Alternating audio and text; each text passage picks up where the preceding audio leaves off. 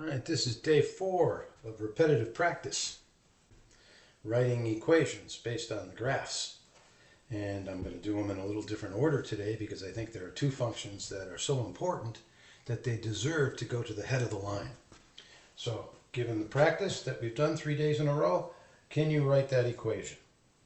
You're pausing the video, I'm just going to keep going.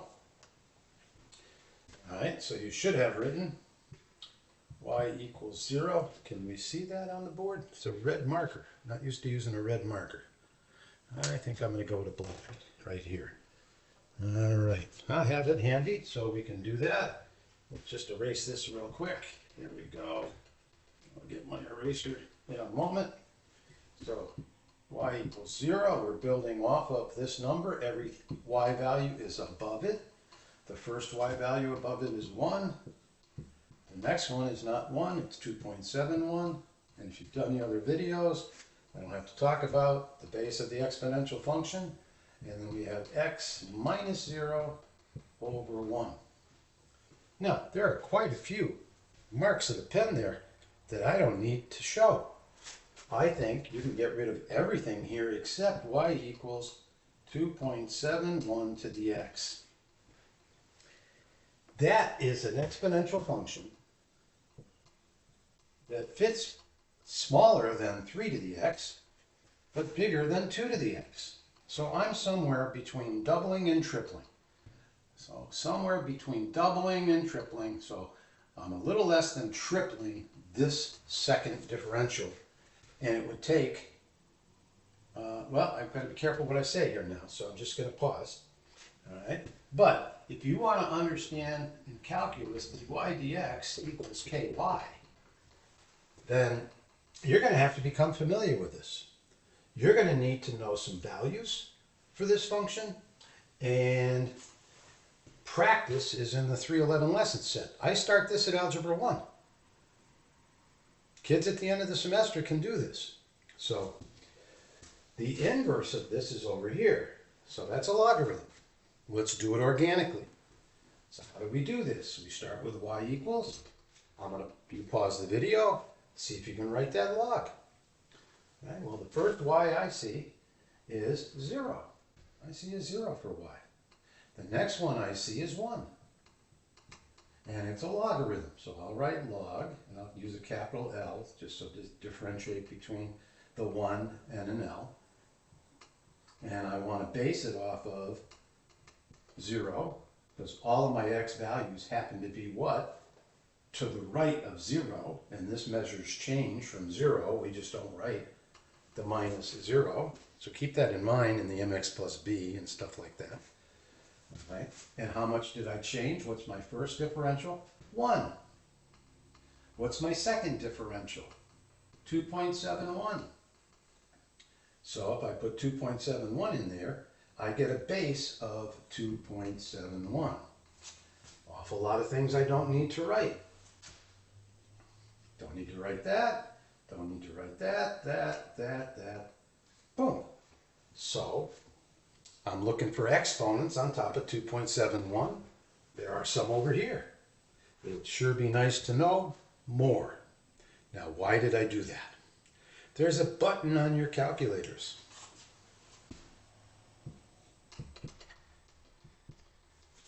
That's the most important exponential function that we really work with, because all of the other functions can be written in that notation. An approximation for 3 to the x is e to the 1.1x. And if I move that decimal place over 1, then I'm tripling something every 10 years, approximately. There's a lot of things that come out of knowing some values. Okay? This one over here, e to the 0.7x, is an approximation for 2 to the x. I think bankers call that the rule of 7. Because the easiest exponential function to understand is the doubling function. Okay. Now, what's this one called? What's the button? Well, usually on a calculator, if there's an e to the x, the inverse is written above it. And that is the ln of x. And if you're going to go to a calculus class, and I always start my calculus classes with the following two questions, because I want to figure out skill level. In soccer, I stand at midfield and I take a team and I say, come over to the midfield in the air and go back in the air. And I look and see how many students can do it. And if it's 2 or 3, we're below 500. If it's 5, 6, we're a 500 club. We got a chance at 8 or 9 players that can do it in our league. We got a chance to win the league. That's what I have found. In calculus, assign a 5 pi over 3. If I see students struggling with that, and it's in an A-B calc class, a little concerned, still have to teach it. Unfortunately, you're going to have to teach that. If y equals ln of x, and I ask you to graph y equals ln of x, and this is what I usually see, something like that, okay, got to teach it. All right, and that's unfortunate because the prerequisite for calculus is a strong foundation in your algebraic skills. And the only way you get that strong foundation is to continue to work with something. So here are some values for e to the x.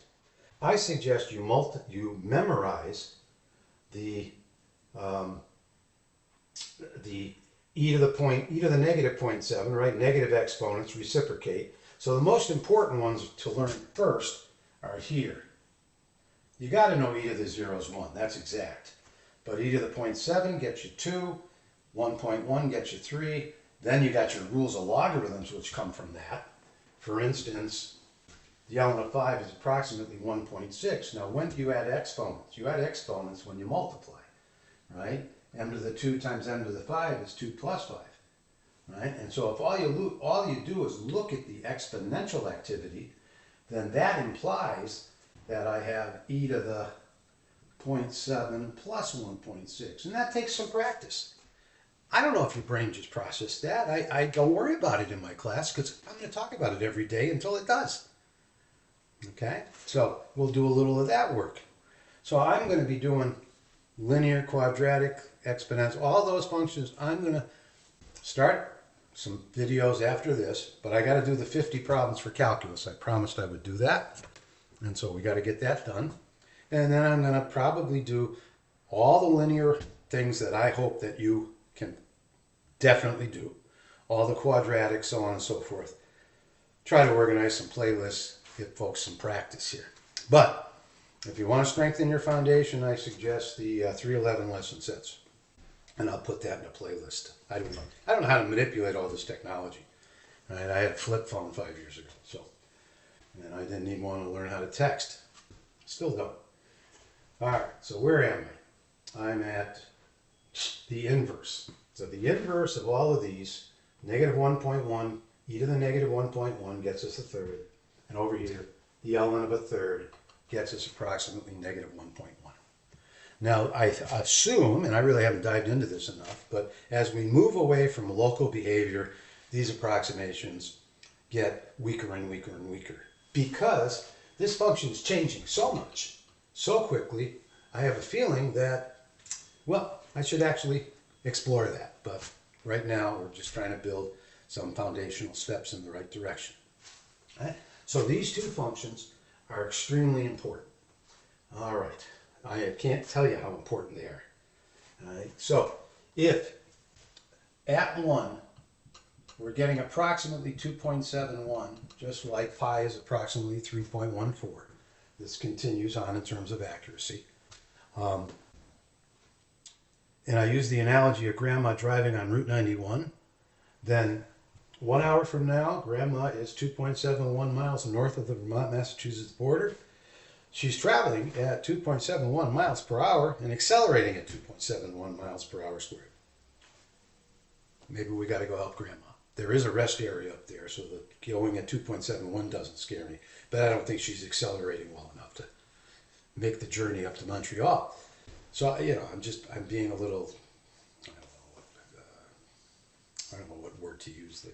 But, you know, eventually we're headed to physics here. And so I do want to do the quadratic, the ball up in the air again, because I forgot to mention something that's very important. So we'll do that. All right. I will start. Is there anything else I wanted to say about these two functions? No. All right. So why don't I give you some practice here with, I guess I did the same thing over here. There's my short-term memory. cognitive decline continues. So I must have gotten a cup of coffee going, and I must have turned the board over and totally forgot that I had already started putting some things on the board. All right, but that's what I'm dealing with. All right, let's do a quick linear function, and I'll give you a little commentary on the things I would expect you to be able to do that I hope you learn how to do. How about that? I wouldn't expect you to be able to do it without practice. So let's just get a quick linear function. So let's go y equals, I'm giving you the data. All right, so 2 data points. All right, so let's go 2, -7, 8, 23. All right, so you pause and write the equation along. I'll just do it.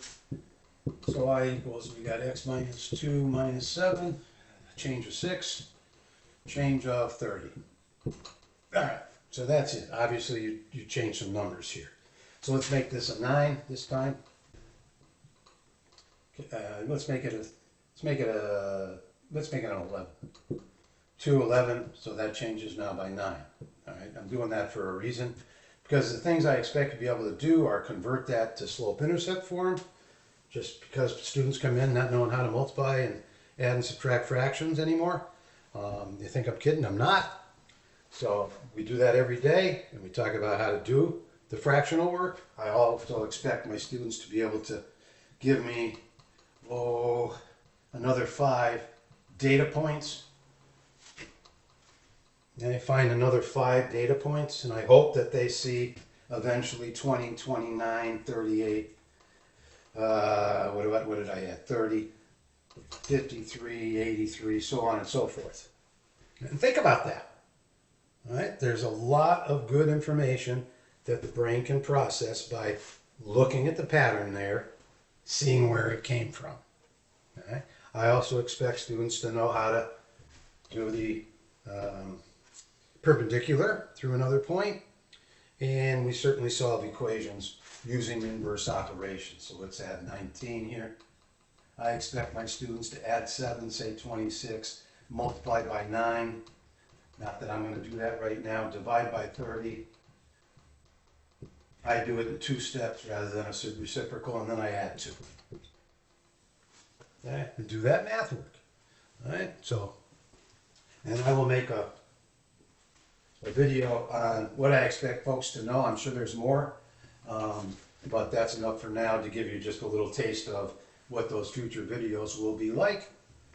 So quadratic, we'll do exactly the same problem that we did yesterday, because it's all about recall. Right? The numbers don't matter, it's the process that matters.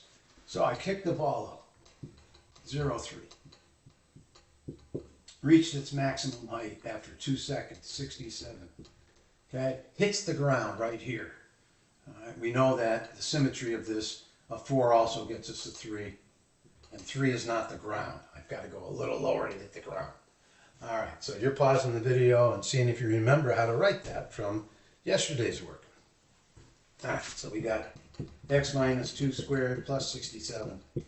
And we've got down 64 over 4, right? And that's the change in x squared. So I have to plug a 0 in here.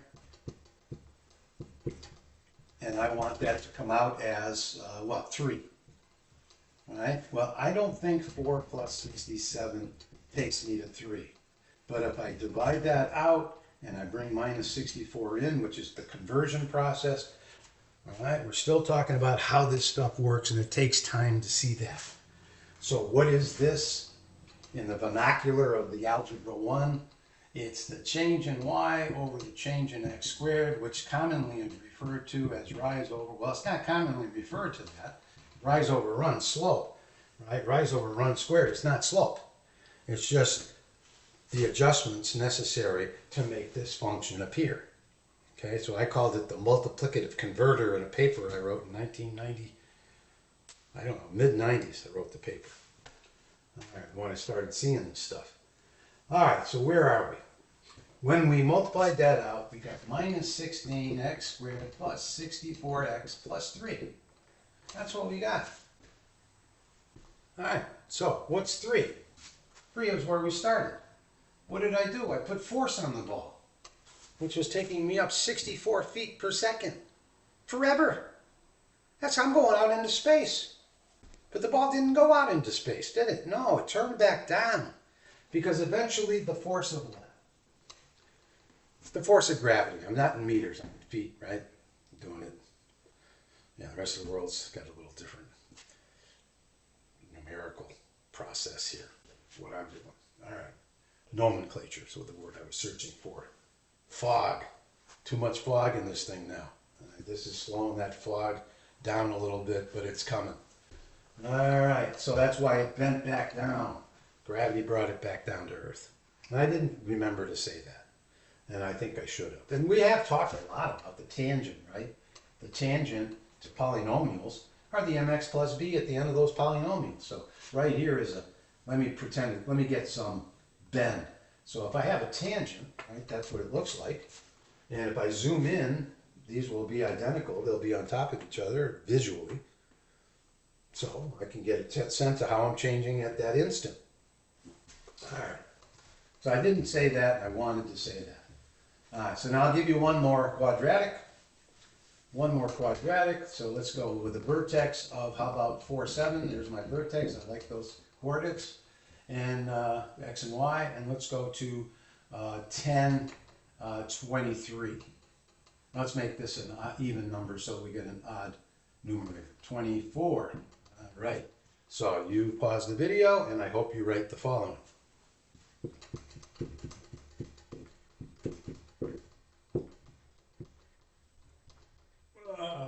17.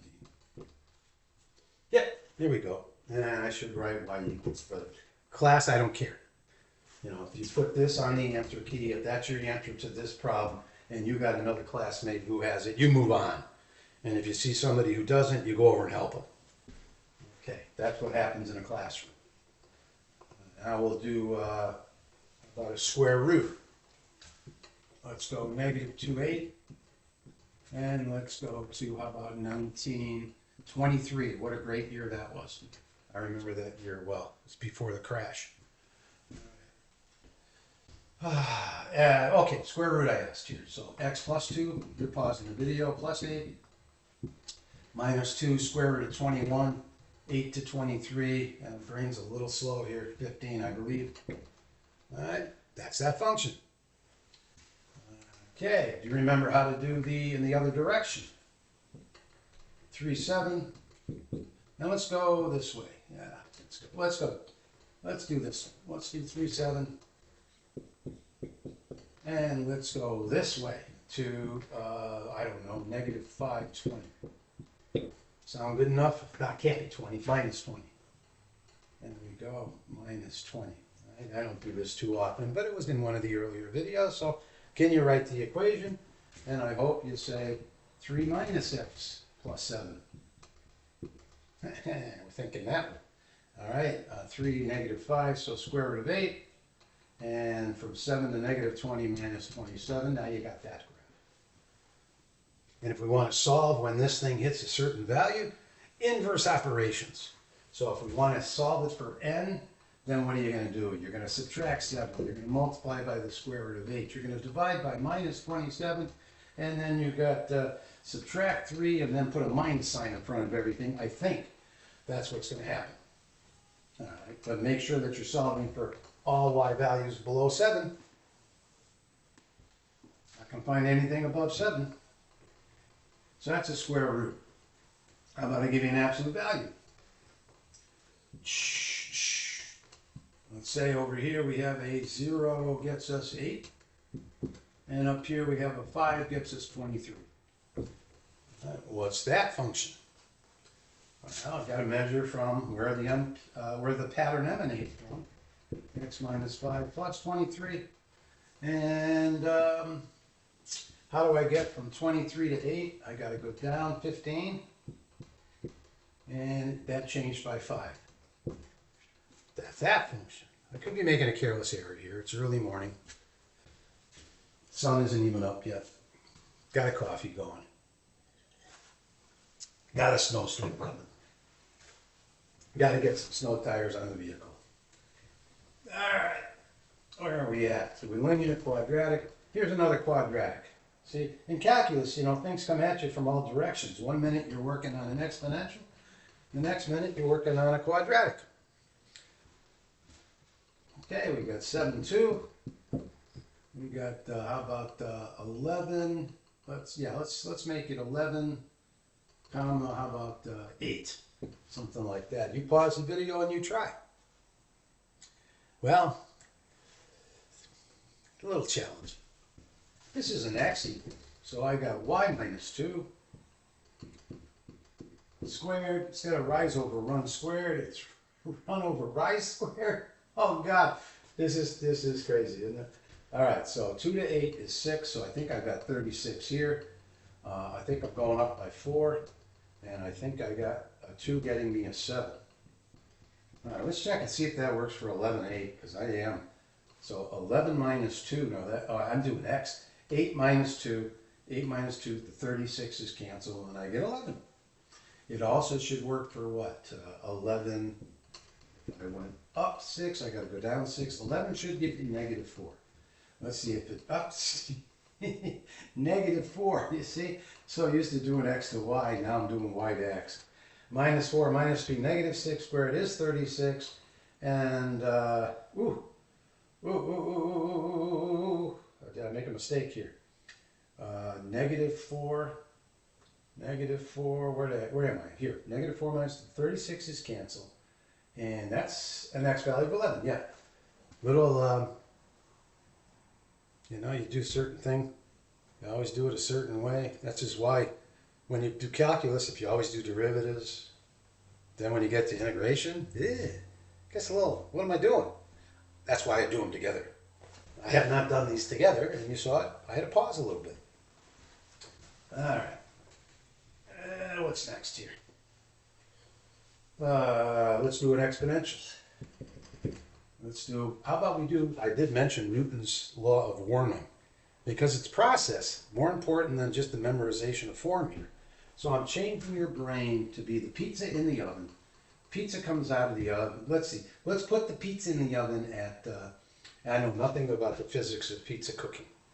All right, but 2 minutes from now, I put a pizza, I take it out of the freezer, and let's say it's 30 degrees. Pizza is like 30 degrees. I don't know how to measure that. All right, and in about 8 minutes, which would be 10 minutes, at the 10-minute mark, if we got ourselves a clock, the pizza is definitely going to heat up, and it's going to heat up for 8 minutes, which I think will put the pizza at 290 degrees. Boy, I have no idea. But I do know what the oven's set at. The oven is going to be set at 350 degrees. All right, so I don't think the pizza is ever going to be minus 10,000 degrees, but we'll use this to kind of mimic the process a little bit. All right, so what do you got? You got a process here. Can you come up with that equation on a graphing calculator or Desmos or some computer graphing app? Well, you got to start with 350. How do you get to 30? You go down 320. Next time you don't go down 320. Next time you go down to 290, that's 60, right? So next time, so it's all about the differentials.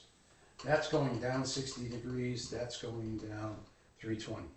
Maybe this isn't drawn to scale very well. All right, so you're going down 60 degrees. So these are all degrees, right? Degrees cancel, we talked about that. Over here we have time, but I'll write it as x. And we want to make a 0 out of 2. So x minus 2 and change by 8.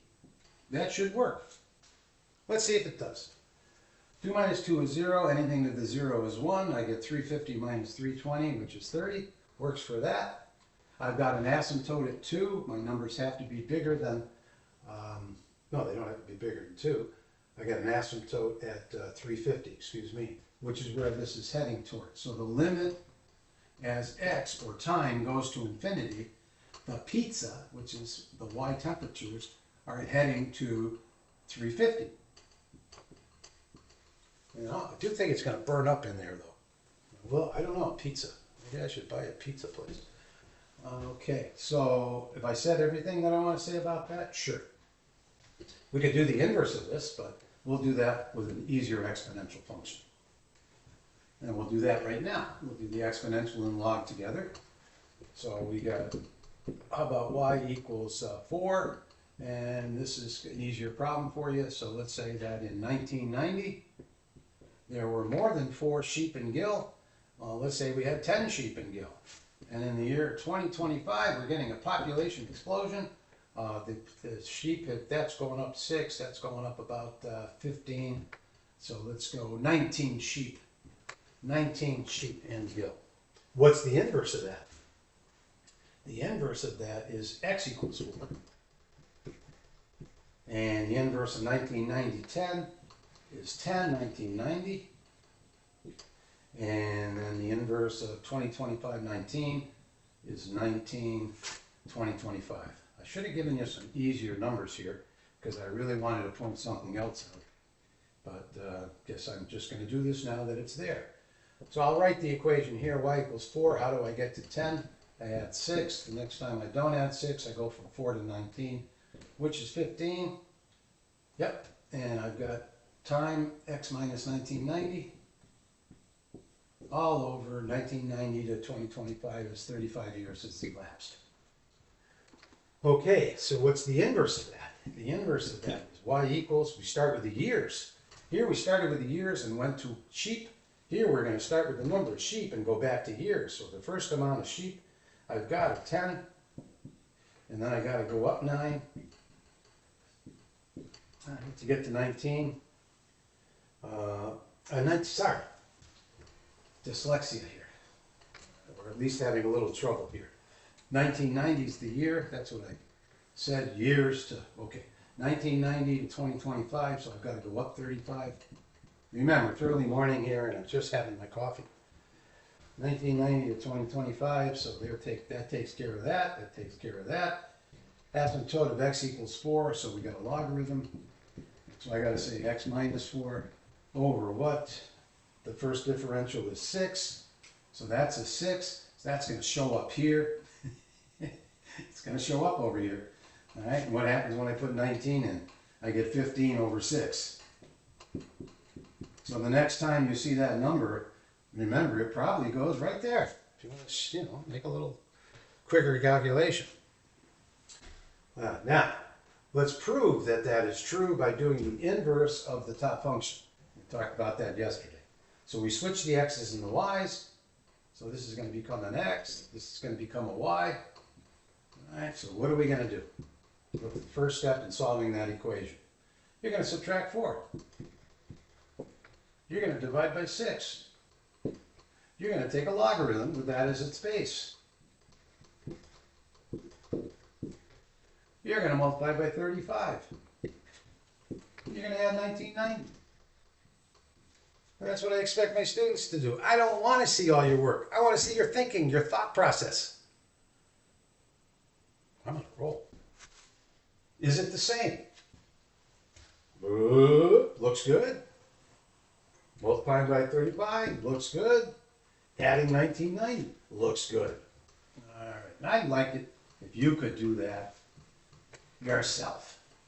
It takes practice.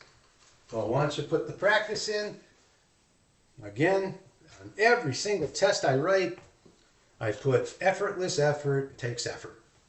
Attributed to Babaji. Heard him say that, and I think it was a brilliant comment.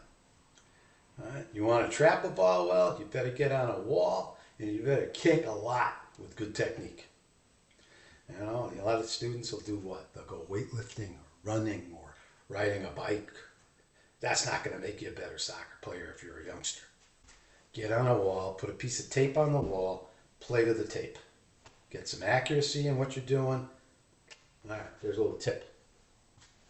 What's next? We did exponential and log. Let's do a sinusoid. All right, that was pretty well drawn. Usually I get bigger and bigger as I go to the right because it's rotator cuff problems. Let's start here. All right, remember, we've got this unit circle, radius of 1, right? Circumference 2 pi r. I don't have to write r. Start here, we walk around the circle. What happens? I'll do a small one here. I'm going to walk around the circle and measure the height.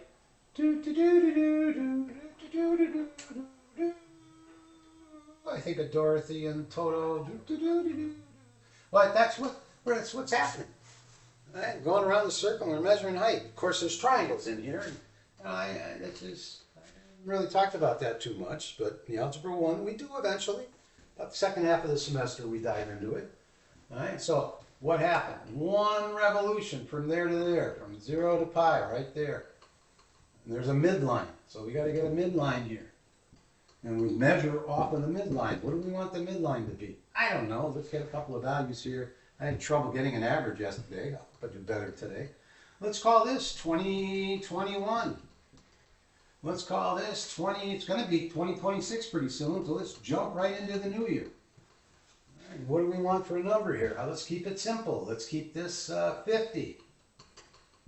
Let's go over here to 80. Good, I can do that a little easier. 65 is the middle. So what do? We measure 65. We can either do a plus or a minus here. The question is, where is a minimum height in the unit circle? Up one that way, down one this way. Okay, that's 3 pi over 2. 1.5 pi. Remember, once all the way around is 2 pi. Over here is pi. Pi units, 3.14 radius lengths. Takes me 180 degrees. All right, so I'm going to match up 2021. The first thing I got to do is make it equal to 3 pi over 2. I got to make it. And if you open this up, if I cut this and open it up, let's say I cut that right there. When I open it up and I unwrap it, what are you looking at? A line. So therefore, I want 2021 to become 3 pi over 2. And then there's one revolution. One revolution takes me back to another minimum. 2 revolutions, 3 revolutions, 4 revolutions. 3.5, I forgot. All right, so what do I got? I got 1 pi, 2 pi. 1 pi, I'm starting from here. 1 pi, 2 pi. 1 pi, 2 pi, 3 pi, 4 pi, 5 pi, 6 pi, 7 pi, 7 pi. So mine has changed by 7 pi, which is the year 2026. I want it changed by 7 pi. That's all I need to know. All right, so now I can write this. Where am I writing it? I'm writing it here. I think I'll write it up here so it's displayed a little more easily. So y equals 65. How much am I going up and down from 65? Well, to get to 50, I'm going down 15, but I'm going to write plus 15, the sign up. Now, what's the linear function over here? 7 pi over 5. 7 pi over 5 times x minus the year, what year was it? 2021. And I'm going to write 3 pi over 2 at the end, because what is inside, I'll make a bracket here. What's inside that bracket? That's a linear function. And that's what the x-axis is. The x-axis is the circumference of the circle. I'm just measuring places on the circumference of the circle. Like 2 pi, once around. 4 pi, twice around, so on and so forth. All right, this stuff takes time. That's why we do it every day. You know, I just spent 2 minutes, 3 minutes on this, but we do it every day. Okay, so that's that function. Let's put some numbers in to see if it works. 2026. What happens? I get 5 years of change. I divide the 5 years out. I'm now on the circumference of the circle, 7 pi. I've traveled 3.5 times around. There's once around, twice around, 3.5. Okay, that brings me to where? Well, if I start here, 3.5 takes me to there. That's a maximum. That means I'm going up 15. All right, and if I'm going up 15 and I add the 65, it takes me to 80. All right, so did I do all of the functions linear? Yes, quite. Oh, I didn't do cubic. All right, so let's do a quick cubic. Let's just show you that in 60 seconds, you can get the point of inflection, you can get the local max and the local min. So let's just make one. Of course, I've got to make user-friendly numbers. Can't throw a lot of fractions at you. So let's get some user-friendly numbers. Let's look at y equals, how about we do 2x cubed this time? All right, and let's do plus 6x squared minus 5x plus 9. And let's put it in graphing form. And then we'll sketch it after we put it in graphing form. What's the x value most important? Minus b over 3a. Now I'm talking to you, so it's not going to take me a minute because I'm talking to you. Minus 6 divided by 6 is minus 1. Okay, so we plug minus 1 in. That's minus 2, which means this has to be positive 6. It's always 3 times the size of that.